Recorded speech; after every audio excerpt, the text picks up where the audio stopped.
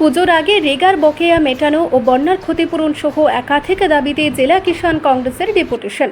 মঙ্গলবার দুপুরে বিভিন্ন গুরুত্বপূর্ণ দাবি দেওয়া নিয়ে মহকুমা শাসকের নিকট ডেপুটেশন জমা দিল জেলা কিষাণ কংগ্রেস।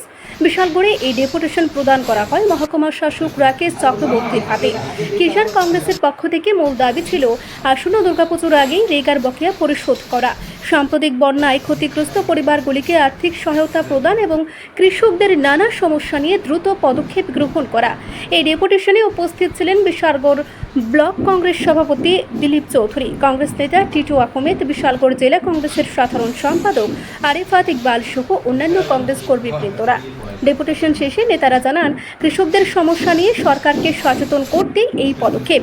দাবিগুলি পূরণ না হলে আগামী দিনে বৃহত্তর আন্দোলনে নামার হুঁশিয়ারিও দেন তারা।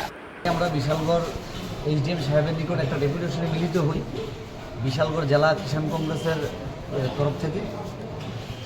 মূলত শারদোৎসব দুর্গাপূজার আগে রেগার বকেয়া টাকাগুলো যাতে শ্রমিকদের কাছে পৌঁছে অতি সত্বর, এবং পূজার মৌসুমে যাতে পূজার কাজগুলা যে কাজ বিগত বছর যে কাজ দেয় এইবার যাতে 10 দিন করা হয়, এই দাবিতে অতিরিক্ত যাতে 10 দিন করা হয়, এই দাবি নিয়ে আমরা ওনার কাছে একটা লিখিত একটা আমরা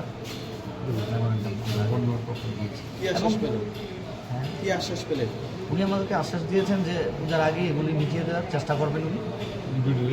উনি সাহেবকে অবগত করবেন, আগে লোকটা তো দিলেই আছে, তো উনি বলবেন। মূলত যে দুইটা দাবি ছিল এগুলি কি কি? মূলত দুইটা দাবি ছিল, আমি তো বললাম। একটা হলো রেগার বকেয়া টাকা শ্রমিকরা যাতে পূজার আগে পায়, এবং 10 দিন যাতে অতিরিক্ত কাজ এবছর শ্রমিকদেরকে দেওয়া হয়। রিপোর্ট সংবাদ প্রতীক্ষা।